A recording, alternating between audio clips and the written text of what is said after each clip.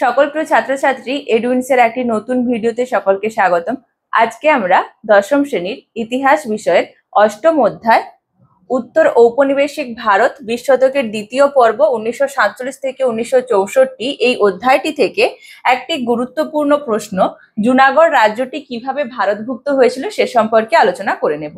দেখো, আমাদের যে এই অধ্যায়টি রয়েছে এই অধ্যায়টির সময়কাল উল্লেখ করা রয়েছে 1947 থেকে 1964, অর্থাৎ ভারতের স্বাধীনতার পরবর্তী সময়কালে যে সমস্ত সমস্যার উদ্ভব হয়েছিল, কিভাবে ভারত এবং পাকিস্তান বিভক্ত হয়ে দুটি নতুন রাষ্ট্রের উৎপন্ন হয়েছিল সে সম্পর্কিত আলোচনায় মূলত আমাদের এই অধ্যায়টির আলোচনা।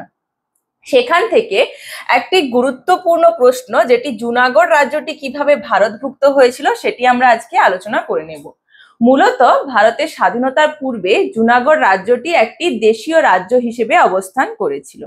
এখানে তোমাদের একটা আমি পয়েন্ট বললাম যে দেশীয় রাজ্য। এই দেশীয় রাজ্য কথাটির অর্থ কি বা দেশীয় রাজ্য কি?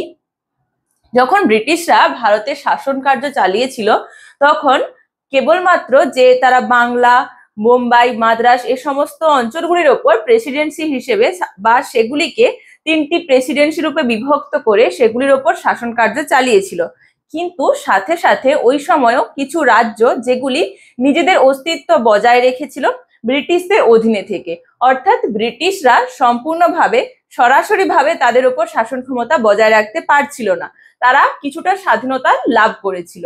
এই সমস্ত রাজ্যগুলিকে বলা হতো দেশীয় রাজ্য। তো এই সমস্ত দেশীয় রাজ্যগুলির মধ্যে একটি ছিল জুনাগড় রাজ্য।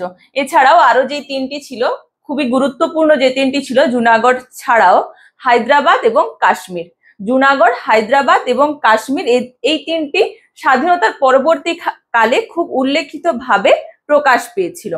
তো এই দেশীয় রাজ্যগুলির মধ্যে একটি ছিল জুনাগড়, যার ভারতভুক্তি সম্পর্কে আমরা আলোচনা করে নেব। তো যখন ভারতের স্বাধীনতা ঘোষণা করা হলো 1947 খ্রিস্টাব্দের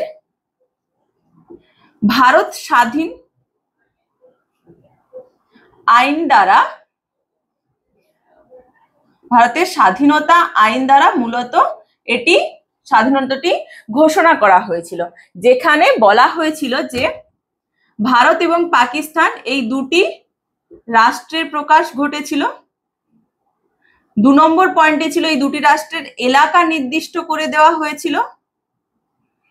3 নম্বর পয়েন্টে দেশীয় রাজ্য হিসেবে এখানে আলোচনা করা হয়েছে, দেশীয় রাজ্যের কি অবস্থান ঘটবে, দেশীয় রাজ্যের কি পরিস্থিতি থাকবে সেই সম্পর্কিত আলোচনাও এই ভারতের স্বাধীনতা আইনে করা হয়েছিল। অর্থাৎ এতদিন পর্যন্ত তো ব্রিটিশ শাসনের অধীনে এরা নিজেদের কিছুটা অস্তিত্ব বজায় রাখতে পেরেছিল, কিন্তু এখন থেকে যখন ভারত এবং পাকিস্তানকে আলাদা করে দিয়ে একটি নতুন ভাবে আইনের রচনা করা হচ্ছে, তাহলে তাদের সেখানে অবস্থান কি থাকবে সেই সম্পর্কিত আলোচনা এই ভারতের স্বাধীনতা আইনে করা হয়েছিল। কেবলমাত্র যে 3টি দেশীয় রাজ্য ছিল তা নয়, এছাড়াও 200-র বেশি অনেক দেশীয় রাজ্যের এই সময় অবস্থান ছিল, যেগুলিকে সর্দার বল্লভভাই প্যাটেলের নেতৃত্বে, নামটি তোমাদের উল্লেখ করে দিলাম যে সর্দার বল্লভভাই প্যাটেল, সর্দার বল্লভভাই প্যাটেলের নেতৃত্বে প্রায় 1.5 বছর কালীন সময় নিয়ে এই দেশীয় রাজ্যগুলিকে একত্রিত করা হয়েছিল, এবং তারও কিছু পদ্ধতি ছিল যেগুলি আমরা অন্য একটি ভিডিওতে আলোচনা করে নেব এই দেশীয় রাজ্যগুলির সংযুক্তকরণ সম্পর্কিত। তো সর্দার বল্লভভাই প্যাটেলের নেতৃত্বে এই ক্ষুদ্র ক্ষুদ্র দেশীয় রাজ্যগুলিকে যুক্ত করা হয়েছিল, কিন্তু যেই 3টি উল্লেখযোগ্য দেশীয় রাজ্যের কথা বললাম, যে হায়দ্রাবাদ, কাশ্মীর এবং জুনাগড়, এরা ভারতের সাথে একত্রিত হতে চাইছিল না, তারা তাদের স্বাধীনতা বজায় রেখেই কাজ করতে চাইছিল, সুতরাং তাদের নিয়ে একটি সমস্যা দেখা দিয়েছিল। তো যখন সর্দার বল্লভভাই প্যাটেল 1.5 বছর সময় নিয়ে এই দেশীয় রাজ্যগুলিকে একত্রিত করলো এবং এই 3টি রাজ্য যখন তাদের নিজেদের স্বাধীনতা বজায় রাখতে চাইলো, তখন তিনি আর সেক্ষেত্রে হস্তক্ষেপ করলেন না, তিনি সেটা তাদের নিজেদের ওপর ছেড়ে দিলেন। তো সেই সমস্ত জিনিসগুলিকে কেন্দ্র করে জুনাগড়ে একটি দ্বন্দ্বের সূত্রপাত ঘটেছিল। তো এটি ছিল এর মূল ভূমিকা। আচ্ছা, আরেকটি কথা তোমাদের বলে দিই, জুনাগড় রাজ্যটির অবস্থান কোথায়? না বর্তমান গুজরাট অর্থাৎ ভারতের এই যে উপকূলবর্তী অঞ্চল গুজরাটের অঞ্চল, এই গুজরাটের এই অংশটিতে জুনাগড়ের অবস্থান রয়েছে। তাহলে একদম উপকূলবর্তী যে অঞ্চলটি রয়েছে যেটি সৌরাষ্ট্র জুনাগড়, সেখানে এর অবস্থান রয়েছে। তাহলে এটি যদি জুনাগড় রাজ্যটি যদি চায় যে ভারতের সাথে যুক্ত না হয়ে পাকিস্তানের সাথে যুক্ত হবে, তাহলে কিন্তু সমস্যা সেক্ষেত্রে সৃষ্টি হচ্ছে, কারণ এটি একদম ভারতের একটি উপকূলবর্তী অঞ্চলে অবস্থিত এবং এর থেকে পাকিস্তানের দূরত্বটা কিন্তু অনেকটাই, এবং এটি যদি পাকিস্তানের সাথে যুক্ত হতে চায় তাহলে মুসলিমদের একটা আধিপত্য জুনাগড়ের সাথে সাথে যে পাশাপাশি যে দেশীয় রাজ্যগুলি রয়েছে তার উপর প্রভাবিত করছে। তাহলে এই পয়েন্টটি যে উল্লেখ করা হয়েছে, দেখো নবাবের পাকিস্তানে যোগদান। এখানকার যিনি নবাব ছিলেন, নবাব তৃতীয় মুহাম্মদ মোহাব্বত খান, তিনি ছিলেন এখানকার নবাব, যিনি ছিলেন একজন মুসলিম। কিন্তু এখানকার বেশিরভাগ জনগণ ছিল, 80% জনগণ ছিল হিন্দু। অর্থাৎ তোমরা বুঝতেই পারছো যে যেখানে নবাব একজন মুসলিম এবং তার যে প্রজারা রয়েছে তার অধিকাংশ হিন্দু, সুতরাং একটা ধর্ম বিভেদের সূত্রপাত কিন্তু ঘটছে। তো নবাব চাইছে তার মুসলিম সত্তাকে বাঁচিয়ে রেখে পাকিস্তানের সাথে যোগদান করতে, কারণ তোমাদের আমি এখানে অবস্থানটা উল্লেখ করে দেখালাম যে সৌরাষ্ট্রের জুনাগড় যেখানে অবস্থিত রয়েছে সেখান থেকে পাকিস্তানের দূরত্বটা কিন্তু অনেকটাই। সুতরাং তিনি যদি চান যে মুসলিম সত্তা হিসেবে পাকিস্তানের সাথে যুক্ত হতে, সেক্ষেত্রেও একটা দূরবর্তী স্থানের দ্বন্দ্বের সূত্রপাত ঘটছে। সাথে সাথে যে নবাব রয়েছে তিনি হিন্দু রাষ্ট্র হিসেবে পাকিস্তানের ভারতের সাথেও যোগদান করতে চাইছেন না, কারণ যেহেতু ভারত একটি হিন্দু রাষ্ট্র হিসেবে আলাদা হচ্ছে, তো তিনি সেখানে যোগদান করতে চাইছেন না। তো নিজেদের নবাব এবং প্রজার মধ্যে একটা দ্বন্দ্বের সূত্রপাত ঘটেছে। ধর্ম বিভেদকে কেন্দ্র করে প্রজা এবং নবাব উভয়ের মধ্যে একটা দ্বন্দ্বের সূত্রপাত ঘটেছে, এবং নবাবকে পাকিস্তানে যুক্ত হওয়ার জন্য কে উৎসাহিত করেছিলেন, না সেখানকার দিওয়ান শাহনওয়াজ ভুট্টো। শাহনওয়াজ ভুট্টোর মতানুদর্শে বা তার আদর্শে উদ্দীপিত হয়ে যিনি নবাব ছিলেন মোহাম্মদ খান, তিনি চেয়েছিলেন পাকিস্তানের সাথে যুক্ত হতে। তো এটি কিন্তু একটি খুব গুরুত্বপূর্ণ কারণ হয়ে দাঁড়িয়েছিল যে এখানকার হিন্দু প্রজা ছিল কত, 80% হিন্দু প্রজা, 80% হিন্দু প্রজা ছিল, এবং যিনি নবাব ছিলেন তিনি ছিলেন মুসলিম। তো এই ধর্ম বিভেদটাই মূলত প্রধান কারণ হয়ে দাঁড়িয়েছিল।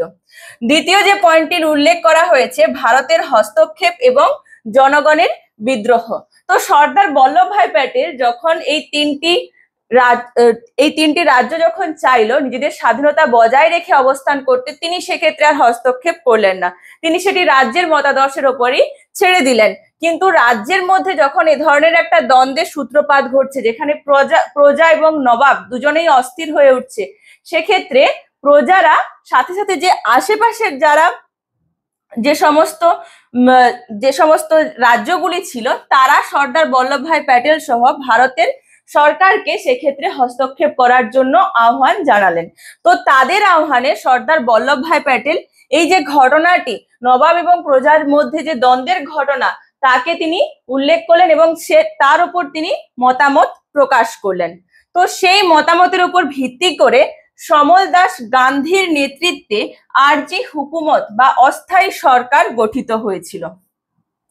অর্থাৎ নবাবকে তারা সেখানে আর মানছে না, তাকে তারা নবাব হিসেবে মনে করছে না, তার পরিবর্তে তারা নিজেদের মত অনুযায়ী একটি অস্থায়ী সরকার গঠন করলেন, যার নাম কি ছিল, আরজি হুকুমত। কার নেতৃত্বে, সমল দাস গান্ধীর নেতৃত্বে।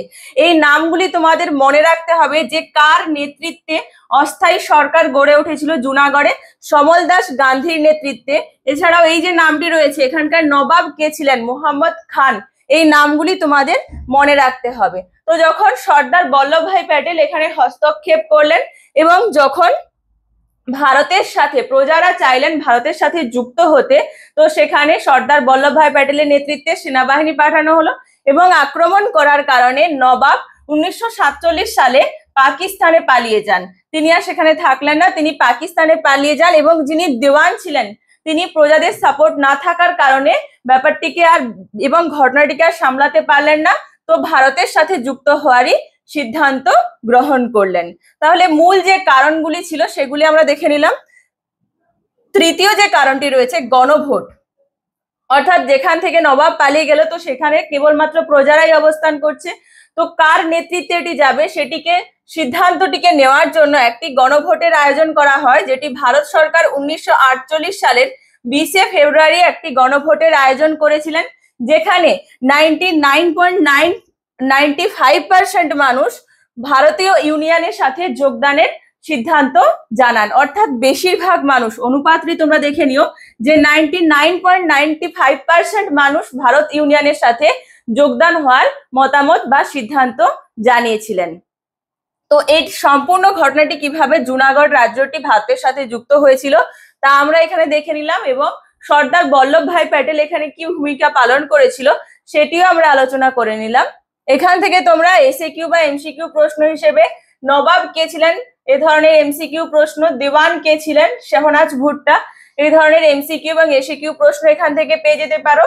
এবং লং কোশ্চেন প্রশ্ন হিসেবে জুনাগড় রাজ্যটি কিভাবে ভারতভুক্ত হয়েছিল এই ধরনের লং কোশ্চেন প্রশ্ন, বা প্রশ্নটিকে ঘুরিয়েও তোমরা পেয়ে যেতে পারো যে জুনাগড় রাজ্যের ভারতভুক্তিতে সর্দার বল্লভভাই প্যাটেলের কি ভূমিকা রয়েছে, প্রশ্নটি ভাবে তোমরা ঘুরিয়েও প্রশ্নটি পেয়ে যেতে পারো। যদি প্রশ্নটি তোমরা ঘুরিয়ে পেয়ে থাকো যে জুনাগড় রাজ্য সংযুক্ত হয় সর্দার বল্লভভাই প্যাটেলের কি ভূমিকা রয়েছে, সেক্ষেত্রেও আমাদের এই পয়েন্টগুলি উল্লেখ করতে হবে বা এই পয়েন্টগুলিকে আলোচনা করে নিতে হবে। আমাদের আজকের এই আলোচনাটি এই পর্যন্তই। ভিডিওটি তোমাদের কেমন লাগলো জানিও। যদি কোনো প্রশ্ন থাকে কমেন্টের মাধ্যমে জানাতে পারো। পরবর্তী ভিডিওতে আমরা তার আলোচনা নিয়ে আসবো। আরো এই ধরনের শিক্ষামূলক ভিডিও পেতে আমাদের এডুইন্স ইউটিউব চ্যানেলটিকে সাবস্ক্রাইব করো এবং এডুইন্স ফেসবুক পেজটিকে ফলো, লাইক ও শেয়ার করো। ধন্যবাদ। Edwins, learn, grow, succeed.